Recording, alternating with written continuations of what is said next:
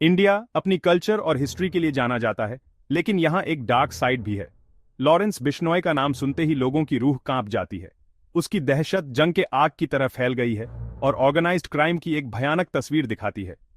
बिश्नोई का नाम terror, extortion और मर्डर का पर्याय बन गया है।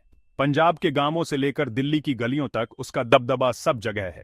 वो एक नए जमाने का क्रिमिनल है जो बेखौफ होकर अपने काम को अंजाम देता है। हाल ही की घटनाओं ने उसे और भी ताकतवर बना दिया है। उसके अंदर का डर लोगों को साफ दिखाई देता है और ये उसके पावर को दर्शाता है। लॉरेंस बिश्नोई का डार्कनेस की दुनिया में जाना पंजाब की धरती से शुरू हुआ। एक अमीर परिवार में जन्मे, ऐसा लगता था जैसे उनकी जिंदगी आराम से कटेगी।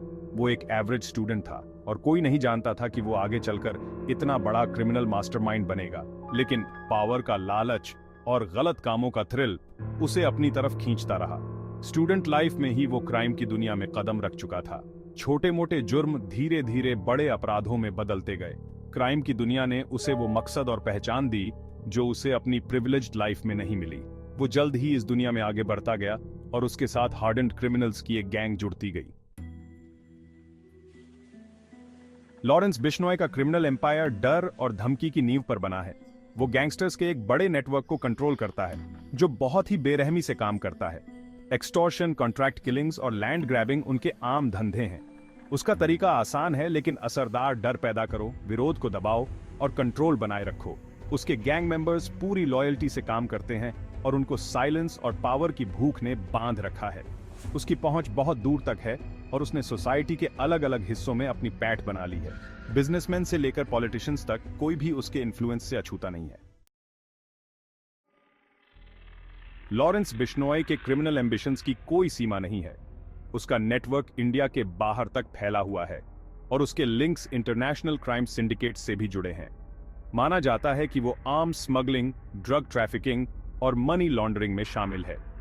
अलग अलग देशों की लॉ एनफोर्समेंट एजेंसीज को चकमा देने की उसकी काबिलियत उसकी चालाकी और रिसोर्सेज को दर्शाती है।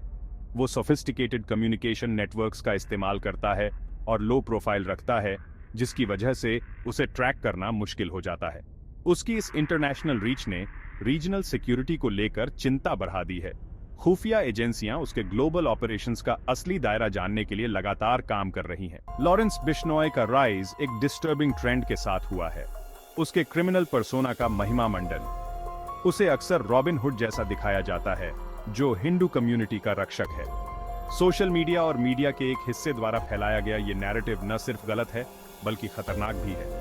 इस डेंजरस रेटरिक से कम्युनल टेंशन्स भड़क सकते हैं और सोसाइटी धार्मिक आधार पर बंट सकती है। यह समझना बहुत जरूरी है कि बिश्नोई असल में क्या है। एक क्रिमिनल जो अपने फायदे के लिए रिलीजियस सेंटिमेंट्स का इस्तेमाल करता है। वो राइवल्स को धमकाने, अपने कारनामों के बारे में शेखी बघारने और अपने फॉलोअर्स से बात करने के लिए सोशल मीडिया प्लेटफॉर्म्स का इस्तेमाल करता है। उसकी धमकियों और शेखी ने उसे एक खतरनाक और शक्तिशाली व्यक्ति के रूप में स्थापित किया है। उसकी पोस्ट्स जो अक्सर रिलीजियस ओवरटोन्स से भरी होती हैं, उन युवाओं को अपनी ओर आकर्षित करती हैं जो उसे रिबेलियन के सिंबल के रूप में देखते हैं। ये पोस्ट्स न केवल धार्मिक भावनाओं को भड़काती हैं बल्कि एक रिबेलियन की भावना को भी जन्म देती है। जुडिशरी को तेज और निर्णायक न्याय देना चाहिए। न्यायिक प्रक्रिया को अधिक ट्रांसपेरेंट और एक्सेसिबल बनाना होगा ताकि लोग न्याय पर विश्वास कर सकें। सबसे जरूरी बात यह है कि हमें इंडिया के नागरिकों को डर और दंड मुक्ति की इस संस्कृति के खिलाफ आवाज उठानी होगी। हमें अपने अधिकारों के लिए खड़ा होना होगा और यह सुनिश्चित करना होगा कि हमारी आवाज सुनी जाए। हमें एकजुट होकर उन लोगों के खिलाफ खड़ा होना होगा जो हमें बांटना चाहते हैं और हमारे समुदायों को आतंकित करते हैं। हमें एक मजबूत और सुरक्षित समाज के निर्माण के लिए मिलकर काम करना होगा। तभी हम एक सुरक्षित इंडिया में रहने के अपने अधिकार को वापस पा सकते हैं। यह हमारा कर्तव्य है कि हम आने वाली पीढ़ियों के लिए एक सुरक्षित और समृद्ध भारत का निर्माण करें।